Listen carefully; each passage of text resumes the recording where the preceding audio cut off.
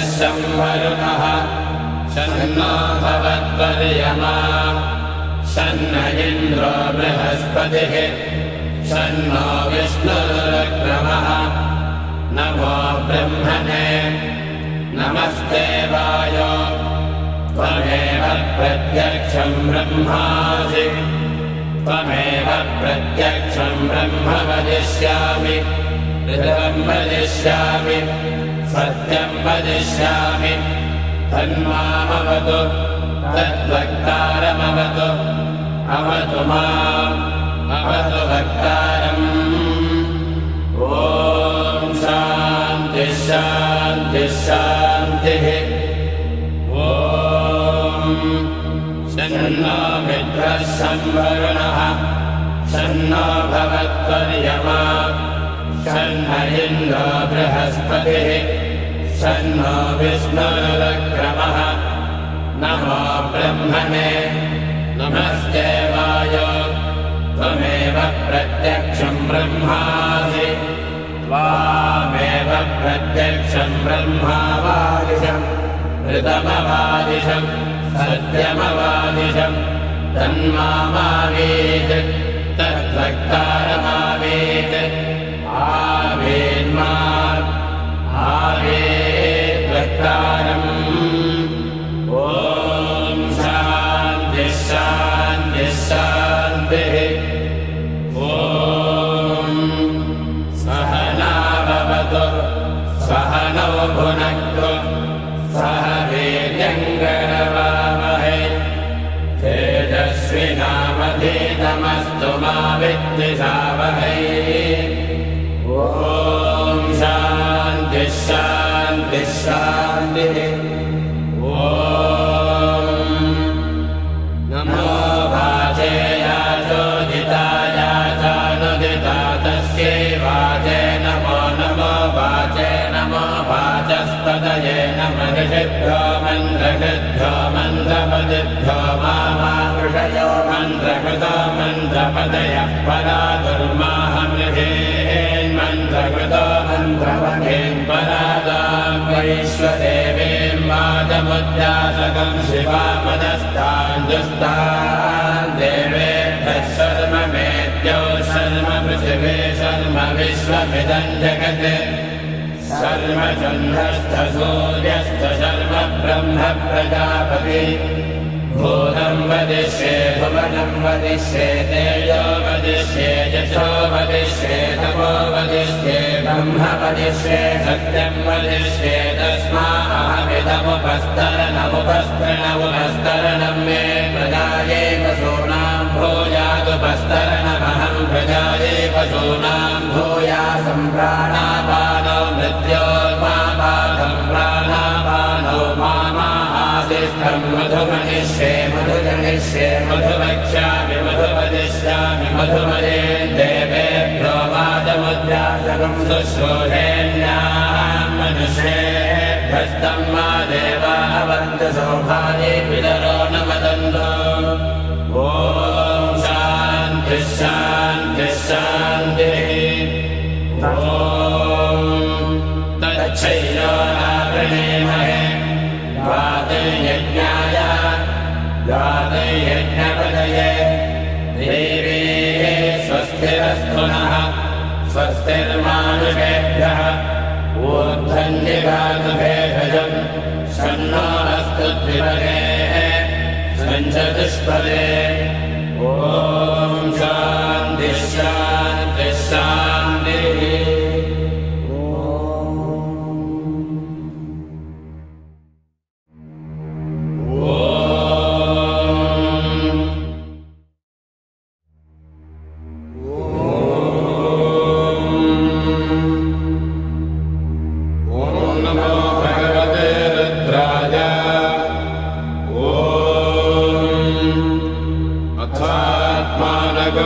शिवात्मानकं श्रीरुद्ररूपं ध्यायेत् शुद्धस्फटिकसङ्काशं त्रिनेत्रं पञ्चवक्त्रकं गङ्गाधरं दशभुजं सर्वाभरणभूषितं नीलग्रीवं शशाङ्काङ्कं नागयज्ञोपवेदिनं व्याघ्रजन्मोत्तरीयम् च वरेण्यमभयप्रदम् कमण्डलवक्षसूत्राणाधारिणम् शूलपाणिनम् ज्वलन्तम् पिङ्गलजटाशिखामद्योतधारिणम् वृषस्कन्धसमारोढम् उमादेहार्थधारिणम् अमृतेनात्मदम् शान्तम् दिव्यभोगसमन्वितम् दिग्देवतासमायुक्तम् सुरासुरनमस्कृतम् नित्यम् च शाश्वतम् शुद्धम् ध्रुवमक्षरमव्ययम् सर्वव्यापिनमीशानम् रुद्रम् वै विश्वरूपिणम् एवम् ध्यात्वा द्विजः सम्यक् ततो यजनमारभेत् अथातो रुद्रस्नानार्चनाभिषेकविधिम् व्याख्यास्यामः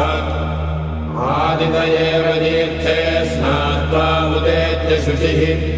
रजतो ब्रह्मचारी शुक्रवासा देवाभिमुखस्थित्वा आत्मनि देवता स्थापयेत्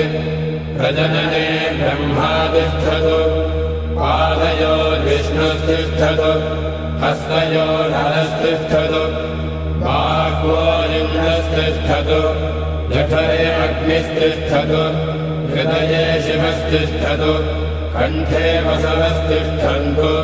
वक्त्रे सरस्वती तिष्ठतु नासिकयोर्वायुस्तिष्ठतु नयनयोश्चन्द्रादित्यो तिष्ठेता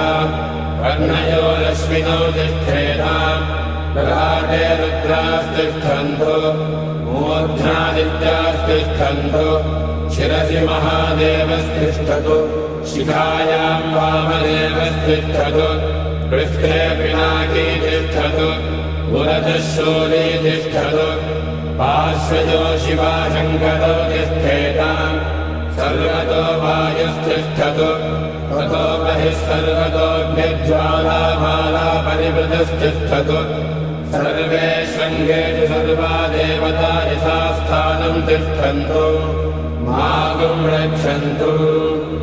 ॐ अग्निर्मे वाचिः श्रितः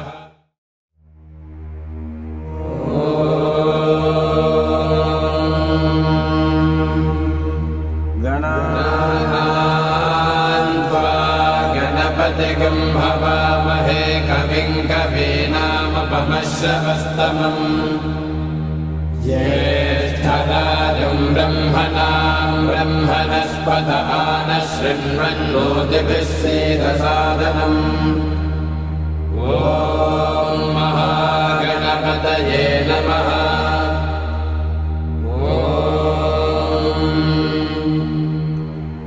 भद्रं कर्णेभिः शृणुयाम देवाः भद्रं पश्येमाक्षभिर्यजत्राः स्थिरैरङ्गैः सुष्ठुवागुंसस्तनूभिः विषेम देवहितैर्यदायुः स्वस्ति न इन्द्रो वृद्धश्रवाः स्वस्ति नः पूषा विश्ववेदाः स्वस्ति नस्ताक्षो अरिष्टनेमिः स्वस्ति नो बृहस्पतिर्दधातु ॐ शान्तिः शान्तिः शान्तिः। अथ गणेशाथर्वशीर्षं व्याख्यास्यामः। ॐ नमस्ते गणपतये त्वमेव प्रत्यक्षं तत्त्वमसि त्वमेव केवलं कर्तासि त्वमेव केवलं धर्तासि त्वमेव केवलं हर्तासि त्वमेव सर्वं खल्विदं ब्रह्मासि त्वं साक्षादात्मासि नित्यं ऋतं भस्मि सत्यं भस्मि अवत्वं माम् अवभक्तारम् अवश्रोतारम् अवधातारम् अवधातारम् अवालोचानमवशिष्यम् अवपश्चात्तात् अवपुरस्तात् अवोत्तरात्तात् अवदक्षिणात्तात् अवचोर्ध्वात् स्वात्तात् अबाधरात्तात् सर्वतो मां पाहि पाहि समन्तात् त्वं वाङ्मयस्त्वं चिन्मयः त्वमानन्दमयस्त्वम् सहस्रशीर्षा पुरुषः सहस्राक्षः सहस्रपात् स भूमिं विश्वतो कृत्वा अत्यतिष्ठद्दशाङ्गुलम् पुरुष एवेदकं सर्वम् यद्भूतं यच्च भव्यम् भूतामृतत्तस्येषाणः यदन्नेनाधिरोहति वेदावानस्य महिमा अतो ज्यायागश्च पूरुषः पादोऽस्य विश्वभूतानि त्रिपादस्यामृतं दिवि त्रिपादोर्ध्वमुदयत्पुरुषः पादोऽस्येह भवात् पुनः ततो विश्वं यद्गामत् साक्षणानशने अभि तस्मात् विराडजायत विराजो अभिपूरुषः स जातो अत्यरिच्यत पश्चात् भूमिमतो पुरः यत्पुरुषेण हविषा देवायज्ञमदन्वत वसन्तो अस्यासीराज्यम् ग्रीष्मयुग्मः शरद्रविः सप्तास्यासन् परिधयः त्रिसप्तसमिधः कृताः देवायज्ञम् धन्वानाः अबद्धन् पुरुषं वशम् तैयज्ञम् बर्हिषि प्रवक्षन्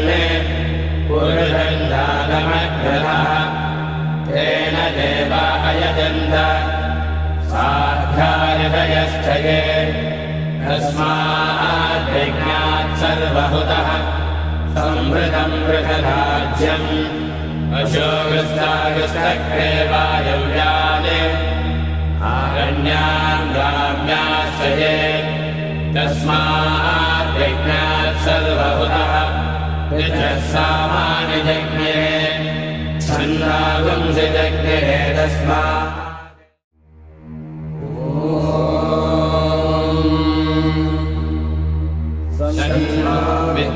शंवरुणः शन्नो भवद्वर्यमा शन्न इन्द्रो बृहस्पतिः शन्नो विष्णुरुक्रमः नमो ब्रह्मणे नमस्ते वायो त्वमेव प्रत्यक्षं ब्रह्मासि त्वमेव प्रत्यक्षं ब्रह्म वदिष्यामि ऋतं वदिष्यामि सत्यं वदिष्यामि तन्मामवतु तद्वक्तारमवतु अवतु माम् अवतु वक्तारम् ॐ शान्तिः शान्तिः शान्तिः ॐ शन्नो मित्रः संवरुणः शन्नो भवद्वर्यमा शन्न इन्द्रो बृहस्पतिः शन्नो विष्णुरुक्रमः नमो ब्रह्मणे नमस्ते वायो त्वमेव प्रत्यक्षं ब्रह्मासि त्वामेव प्रत्यक्षं ब्रह्मावादिशम् ऋतमवादिशम् सत्यमवादिशम् तन्मामावीत् तद्वक्तारमावीत् आवेन्मा आवेद्वक्तारम् ॐ शान्तिः शान्तिः शान्तिः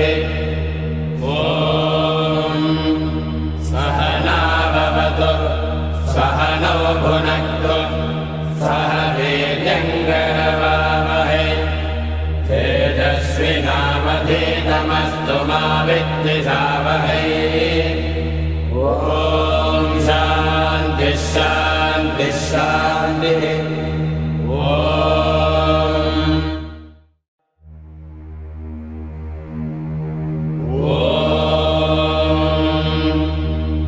त्र्यम्बकै यजामहे सुगन्धिं पुष्टिवर्धनम् उर्वारुकमिव बन्धनान् मृत्योन्मुक्षेयमामृतात्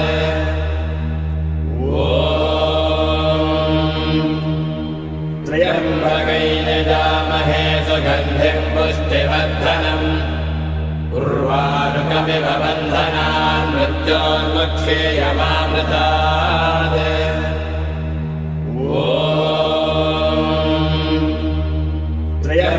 त्र्यम्बकैर्यजामहे सुगन्धिं पुष्टिवर्धनम् उर्वारुकमिव बन्धनान् मृत्योन्मुक्षेयमामृतात्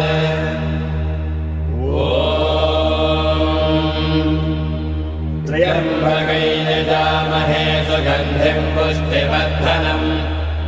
उर्वारुकमिव बन्धनान् मृत्योन्मुक्षेयमामृतात्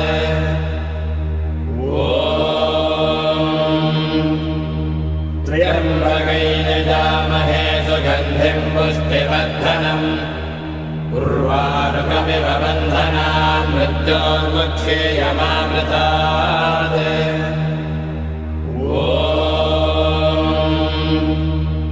त्र्यम्बकैर्यजामहे सुगन्धिं पुष्टिवर्धनम्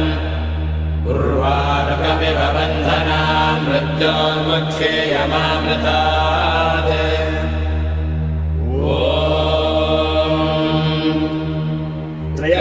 त्र्यम्बकैर्यजामहे सुगन्धिं पुष्टिवर्धनम् उर्वारुकमिव बन्धनान् मृत्योन्मुक्षेयमामृतात्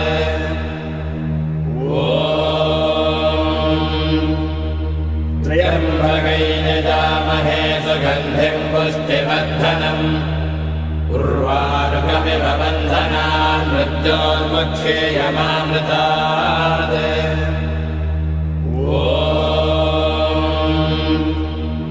त्र्यम्बकैर्यजामहे सुगन्धिं पुष्टिवर्धनम् उर्वारुकमिव बन्धनान् मृत्योन्मुक्षेयमामृतात्